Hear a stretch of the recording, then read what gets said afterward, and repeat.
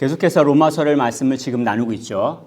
근데 간단히 얘기하면 믿는다는 게 뭔가, 믿으면 어떤 유익이 있고 내가 믿으면 내가 살아간 삶이 어떻게 다르지? 라고 하는 질문에 대해서 바울이 지금 답하고 있는 장면입니다. 이게 많은 경우에 믿는다라고 할 때 오해하는 게 부자 되는 거 아니에요? 아니면은 병이 낫는 거 아니에요? 사실 저희 할아버지도 제가 고3 때 아프셔가지고 기도원에 가신 적이 있었는데 그런 경우도 참 많죠.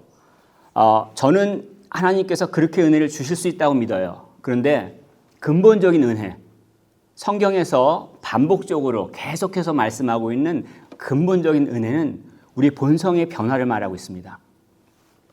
우리가 바뀌는 거예요. 그래서 우리가 어떠한 형편 가운데서도 하나님께서 주신 새로운 형편 가운데서 행복하게 살아갈 수 있게 하시는 거예요. 심지어는 형편이 바뀌지 않았어요. 그럼에도 불구하고 그 가운데서 주님께서 원하시는 삶들, 빛나는 삶들을 살아갈 수 있다는 얘기죠. 근본적인 게 그 형편, 주변 환경이 바뀌는 것보다 내가 바뀌는, 내 본성이 바뀌는 게 더 근본적이라는 얘기입니다. 그 베트남 전쟁 많이 들어보셨죠? 놀라운 점 하나가 뭐냐면 미군이 패한 전쟁이에요. 어마어마한 그 무기를 갖고 있죠. 어마어마한 돈을 갖고 있는 미군인데 패했어요. 그래서 많은 사람들이 그 이유를 좀 알아보는데 어떤 사람들은 북베트남의 구찌 터널 때문에 졌다라고 얘기를 합니다. 제가 구찌 터널 할 때 명품 생각하시면 안 되고 그 베트남 호치민 북서부 지역을 구찌라고 불러요. 그래서 거기에 판 땅권들 또 확장된 땅권들을 말합니다. 그래서 일반적으로 구찌라고 하고 한국 사람 같은 우리 같은 경우에는 베트공 땅굴 이렇게 합니다. 근데 그것보다 더 근본적인 게 뭐냐면 미군이 약해서 그렇죠. 왜냐하면 명분이 약한 전쟁 가운데 끌려 나왔어요. 징병됐습니다. 그렇기 때문에 기강이 해이해지고 윤리적으로 무너지고 또 전쟁 범죄를 저지르게 됩니다. 이로 인해서 미국 내에서 반전운동이 어마어마하게 일어났습니다. 그래서 결국은 어떻게 되냐면 이 베트남 전쟁을 통해 가지고 미군의 변화가 와요. 여태까지 징병제였던 미군이 모병제로 바뀝니다. 그래서 오늘날 우리가 보는 미군들은 다 모병제예요. 직업 군인들이라는 얘기죠. 무슨 얘기냐면 이 본질적인 변화가 있는 것들이 훨씬 더 근본적이라는 얘기죠. 믿음과 관련돼서 믿는 자에 있어서의 본질적인 변화, 이것이 무엇인가? 그로 인해서 우리가 어떻게 살아가는가? 이것을 오늘 본문에서 설명을 하고 있습니다. 그래서 이러한 것들을 이해하는 가운데 또 우리 삶 가운데서 그런 은혜를 누렸으면 참 좋겠습니다. 첫 번째 본문이 시작하면서 1절에 뭐냐면 결코 정죄함이 없다라고 하면서 바울이 시작하죠. 이 condemnation, 정죄라는 것은 너 죄 있어, 너 잘못했어, 넌 실패한 거야. 그렇기 때문에 넌 책임을 져야 돼. 넌 처벌을 받아, 영원한 형벌을 받아. 이 이야기가 정죄 안에 포함되어 있습니다. 그래서 성경에서는 마지막 심판이 있고 그 심판 가운데 하나님께서 의로운 심판관으로서 심판하시고 형벌을 주신다라는 것들을 가르쳐주고 있는데 믿지 않는 사람들은 이것을 받아들이기 힘들죠. 그런데도 불구하고 믿거나 믿지 않거나 모든 사람, 아담 이후로 모든 사람에게는 죄의식이라는 게 있습니다. 이 길티라는 게 있어요. 무슨 얘기냐면 평상시는 멀쩡한 것 같아요. 근데 누가 나를 갖다가 비난해요. 그럼 발작 버튼이 확 눌려진 거예요. 그럼 갑자기 확 뒤집어져요. 또 내가 실수를 해요. 아니면 겹쳐서 실패를 합니다. 그 모습을 본 내가 나를 용서를 못하는 거예요. 그 양심이 자기를 고소해요. 못 견디는 거예요. 아무도 나한테 뭐라고 안 했어요. 내가 혼자 고통받는 거예요. 브리티시 뮤지엄 가이드할 때 그 이집트관에 보면 사자의 서라고 있죠. Book of the Dead에서 죽은 사람들한테 어떻게 길 잃어버리지 않고 갈 거냐라는 책을 써서 넣어놓잖아요. 그때 첫 말씀드렸던 것 중 하나가 42명의 고소인들이 있어요. 42명의 고소인들이 너가 죄를 졌잖아. 네가 이런 죄를 졌잖아. 이렇게 고소를 한다는 얘기예요. 그 안에서 어떻게 버틸 수가 있습니까? 누군가 나를 비난할 때, 내가 내 모습을 볼 때 용납이 안 될 때, 하나님께서 나중에 네가 잘못했다라고 말할 때 누가 감히 그 앞에서 버틸 수 있어요? 자, 그런데 바울은 1절 시작하면서 그러므로 이제 그리스도 예수 안에 있는 자에게는 정죄함이 없다고 얘기해요. 크리스찬에게는, 그리스도인들에게는 no condemnation이라고 얘기하는 거예요. 왜냐하면 그리스도인 자체가 뭡니까? 예수를 믿음으로써 의롭다 칭함을 받은 자들이라고 가르쳐주고 있죠. justify 됐다는 얘기예요. 무죄 판결을 받은 거예요. 죄가 있다 하더라도 사면을 해주신 거예요. 어떠한 처벌도 없습니다. 심지어 죽음조차도 힘을 쓸 수가 없어요. 이게 바로 믿음의 축복이죠. 그리스도인들은 쏟아지는 비난 가운데, 쏟아지는 그 고소 가운데 이것들 불화살이라고 묘사합니다. 그런 불화살이 막 쏟아질 때 어떻게 해요? 막아낼 수 있어요. 버틸 수가 있어요. 이걸 에베소 6장에서 뭐라고 얘기하냐면 의의 호심경을 찾다라고 얘기하죠. 요즘 말로 말하자면 방탄 갑옷, 방탄복을 입었다는 얘기예요. 그것이 어디서 나오냐면 예수께서 십자가에 죽으신 것, 그 의 때문에 내가 죄가 없다고 하는 그 얘기를 하는 거죠. 어려워하시는 것 같아가지고 좀 더 쉬운 예를 드릴게요. 그 매트릭스 1편 다 보셨죠? 매트릭스 굉장히 유명한 영화인데 안 보셨으면 꼭 보시면 좋을 것 같아요. 일단 저는 도교의 메시지에서 받아들이진 않습니다. 근데 그 유명한 장면 중에 하나가 뭐냐면 네오라고 하는 주인공 나오잖아요. 각성을 했습니다. 그래서 요원이 쫓아와서 총을 막 쏩니다. 그때 네오가 어떻게 합니까? 긴 가져온 입고 막 이러면서 총알을 피하잖아요. 아주 어마어마하게 패러디가 된 장면이죠. 근데 그 장면은 만약에 도교의 메시지를 깨닫는다면 그렇게 된다는 얘기죠. 근데 전 동의하지 않아요. 그거는 환상이에요. 존재하지 않습니다. 그렇지만 그리스도인은 예수님 때문에 그게 가능해요.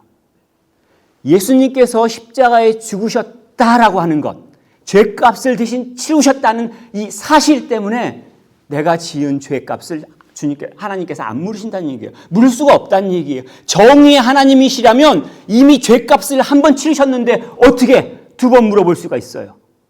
내가 죄를 지어도 예수님의 피로 사면이 됐다는 얘기예요. 그렇기 때문에 그리스도에게는 정죄함이 없다는 얘기입니다. 이게 예수를 믿는 자들의 누리는 첫 번째 축복이에요.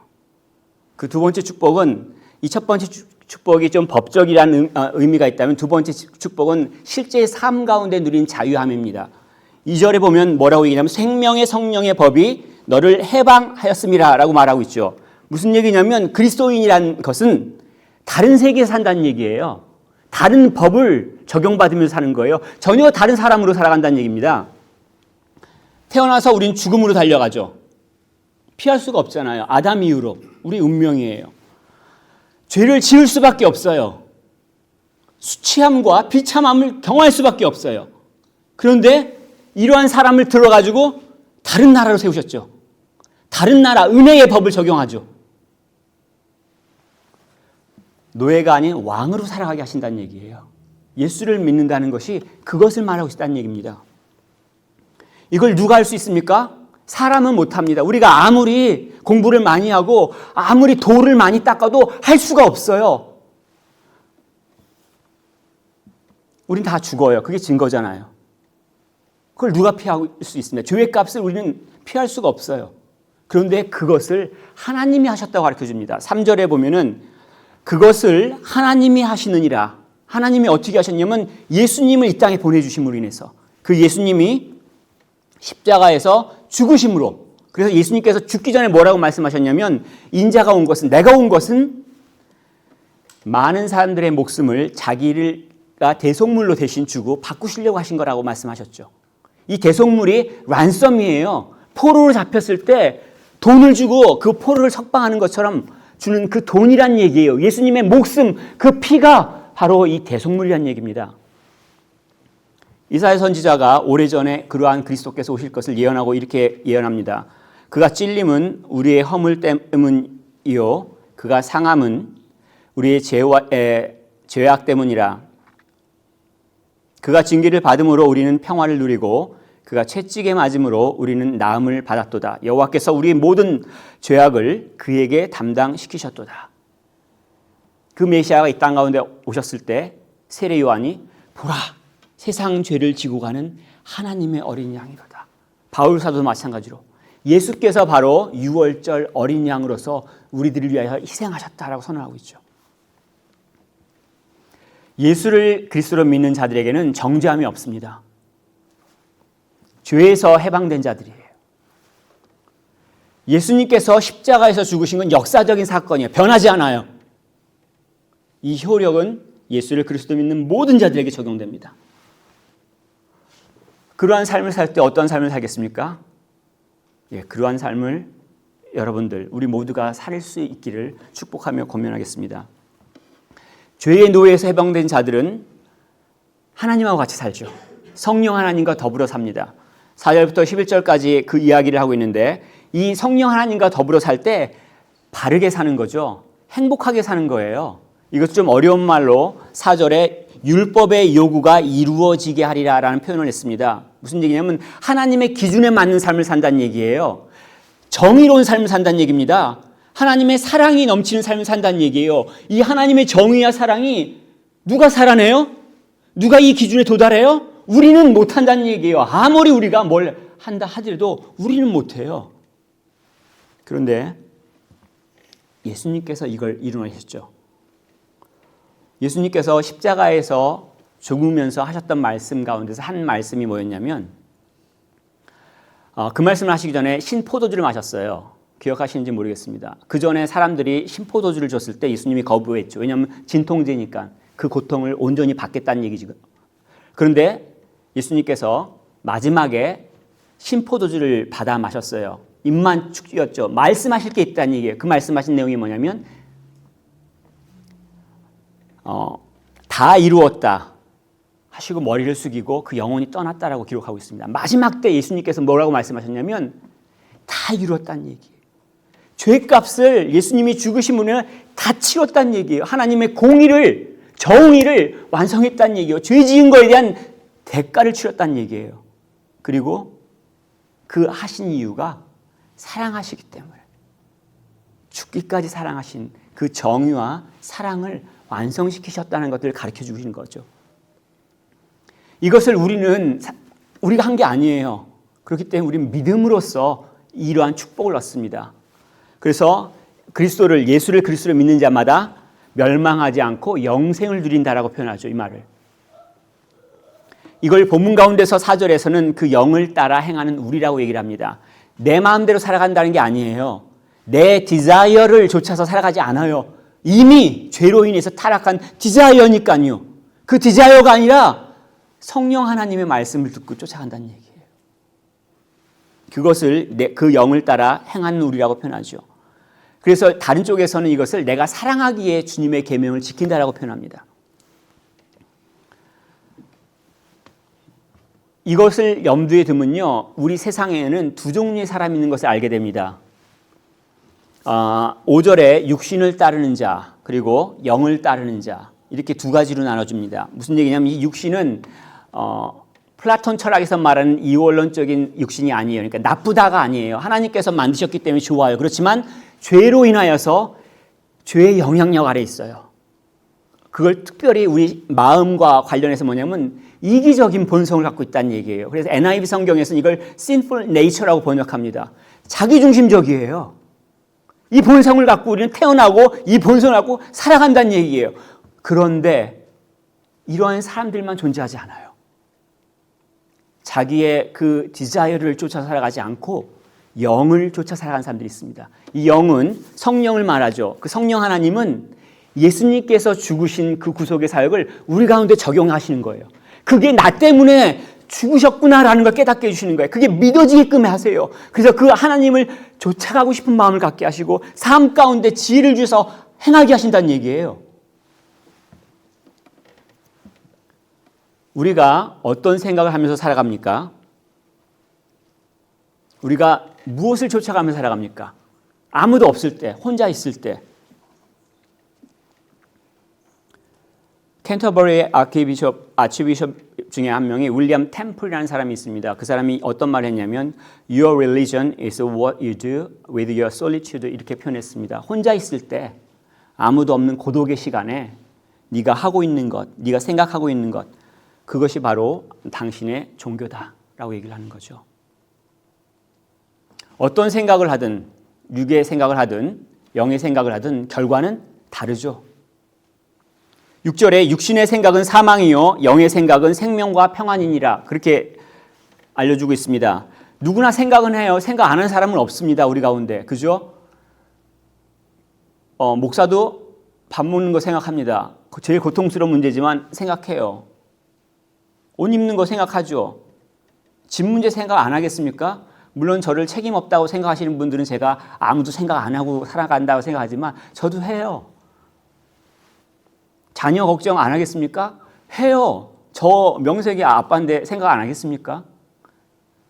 노후 걱정 안 합니까? 해요. 그런데 그러한 생각이 걱정이 돼서 잠이 잘 수가 없어요. 그리고 건강이 나빠져요. 인간관계가 끊어져요. 삶이 무너져요. 그러면 이거는 육신에 속한 생각이에요. 육신에 속한 생각이고 육신에 속한 생각에 대한 결과예요. 또 다른 말을 한다면 누구나 실수할 수 있고 실패할 수 있어요. 그런데 그것 때문에 사람들의 시선이 무거워지거나 아니면 내 양심에 그 고소를 듣지 못해가지고 무너진다면 이건 육신에 속한 생각이에요. 그로 인한 결과예요. 뭐냐면 그 생각 가운데는 하나님이 없어요. 하나님을 잊고 있는 거예요.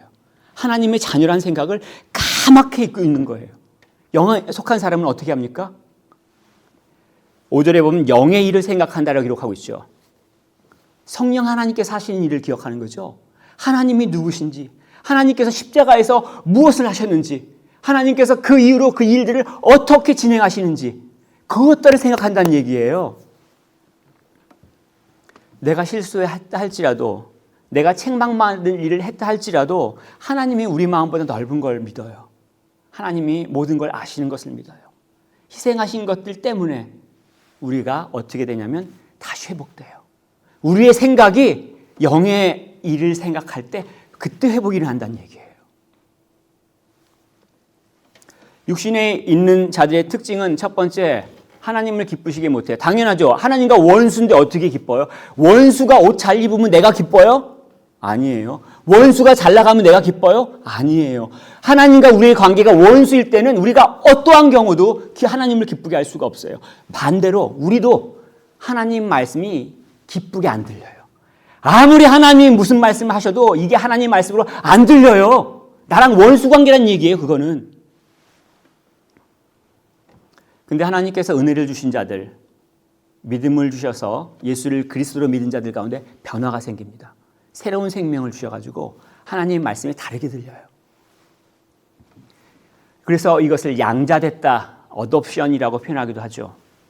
그래서 영을 따르는 자의 특징을 지금 설명하고 있는데 나중에 9절부터 보면은 첫 번째, 하나님이 영이 거하기 시작합니다. 예수를 그리스도로 고백하는 것이 내 입술을 연다라고만 생각하는데 그것이 아니라 실제로 벌어지는 일들은 성령 하나님께서 내 가운데 좌정하시는 거예요. 이것을 어려운 말로 성령의 내주, indwelling of the Holy Spirit이라고 표현하는데 바울이 얘기하잖아요. 너네가 하나님의 성전인 거 몰라? 하나님의 성령이 너 안에 거시는 거 몰라? 이렇게 얘기하는데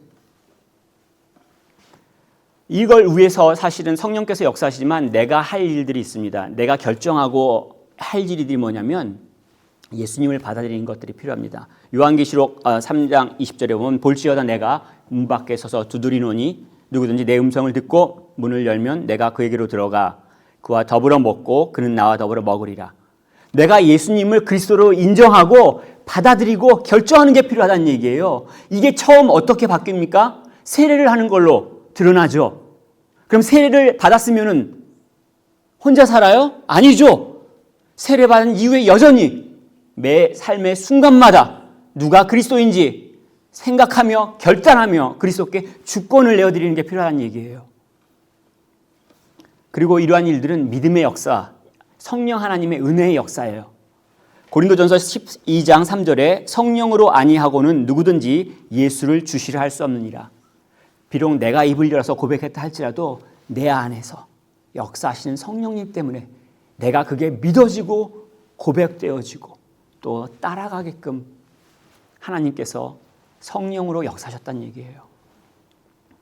이 영을 따른 자의 특징은 두 번째, 의로 말미암아 살아있는 것이니라 10절에 말씀하고 있습니다. 의가 문맥에 따라 틀리다고 했지만 로마서 시작하면서 처음 말씀드렸죠. 하나님의 나타난 의, 공이 바로 예수 그리스도. 예수님 때문에 살아가는 거예요.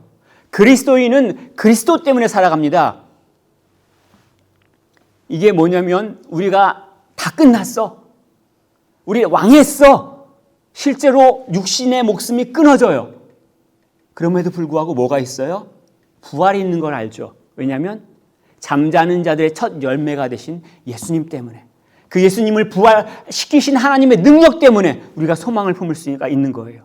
그 나중에 주님께서 오실 때 일어날 그 부활 말고도 오늘을 내가 살아가면서도 매일같이 나의 영혼이 다시 살아나요. 우리가 힘든 일을 만날 때, 내가 원하는 것들이 이루어지지 않을 때, 모든 기득가 무너질 때 좌절하잖아요.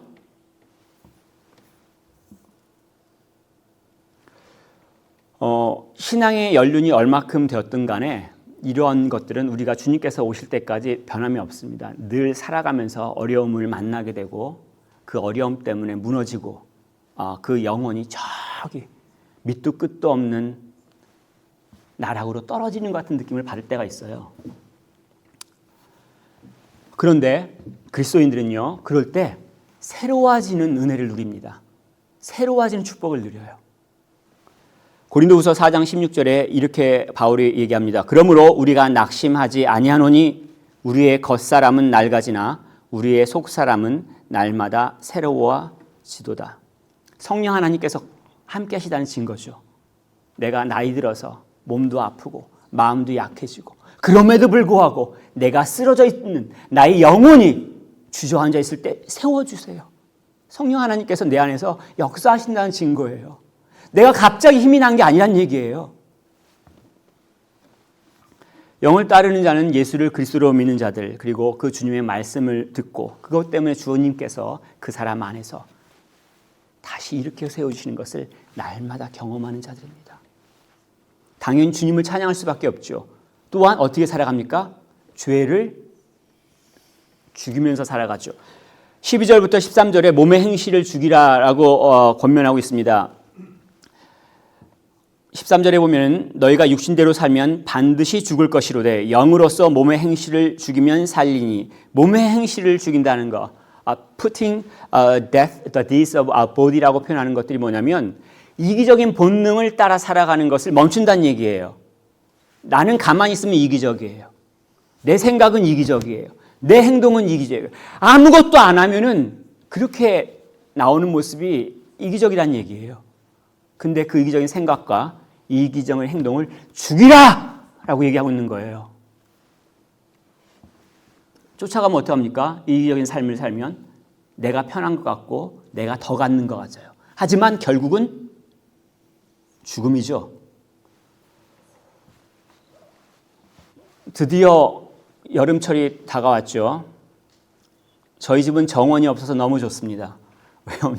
왜 좋냐면 잡초가 안 자라요. 근데 정원 있는 분들은 어떡합니까? 여름 되면 그 올라오는 잡초 이거 뽑아야 되잖아요. 안 뽑아주면 어떡하실 거예요? 정글되죠. 나중에는 롬모로 못 밀어가지고 난리를 피잖아요. 우리 안에 죄된 생각이 들 때, 이기적인 본능이 고기를 쳐들 때 그걸 뽑아내란 얘기예요. 그걸 치란 얘기예요. 그러지 않으면 정글된다는 얘기예요. 성령 하나님께서 도와주세요. 성령 하나님께서 무엇이 죄인지 가르쳐주세요. 내가 찔리는 게 있고 하나님께서 역사하세요. 그리고 내가 그것을 하고자 할 때, 금하고자 할 때 힘을 주세요.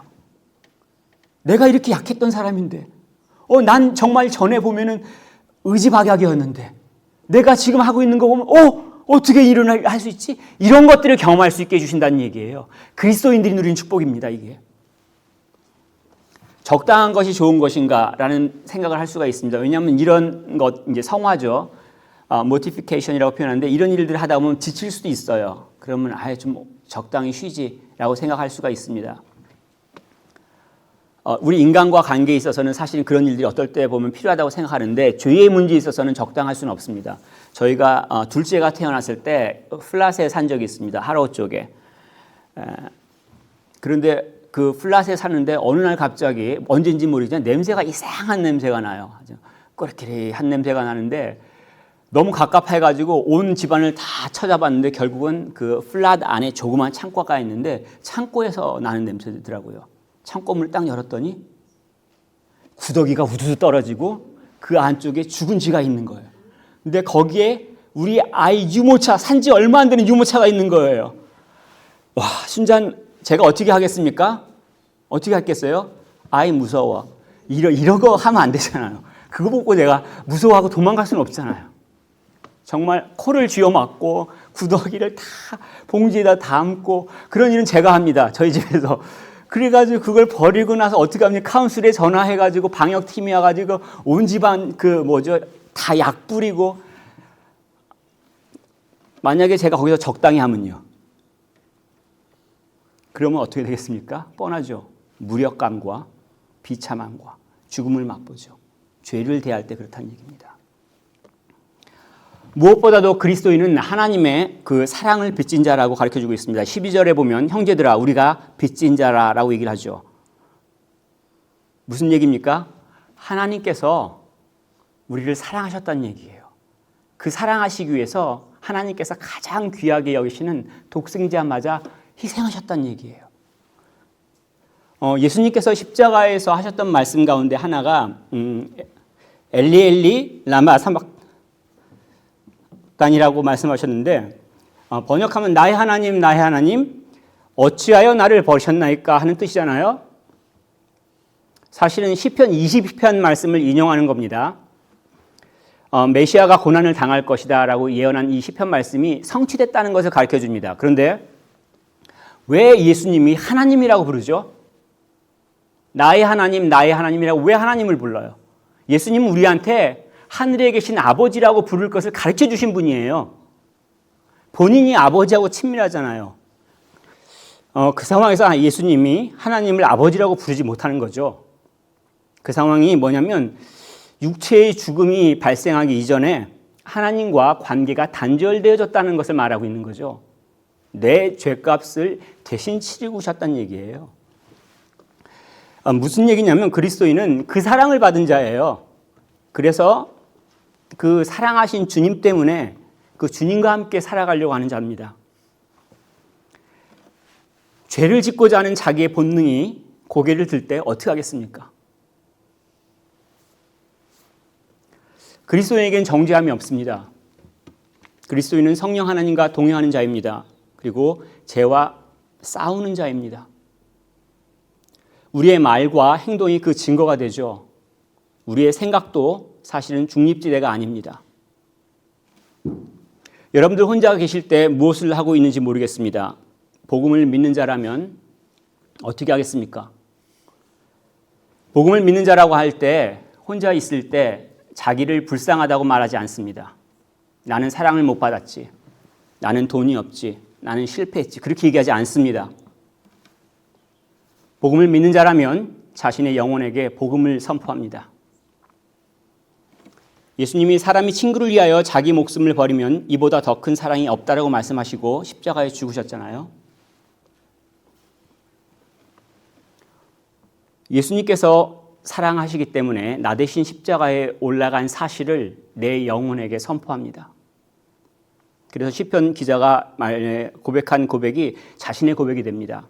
내 영혼아 내가 어찌하여 낙심하며 어찌하여 내 속에서 불안해하는가. 너는 하나님께 소망을 두라. 그가 나타나 도우심으로 말미암아 내가 여전히 찬송하리로다. 믿는다는 것은요, 영적 전투에서 싸우는 걸 말합니다. 그리고 주님 때문에 승리해서 그 싸움의 승리를 누리는 자들이에요. 그 평안을 누리는 자들입니다.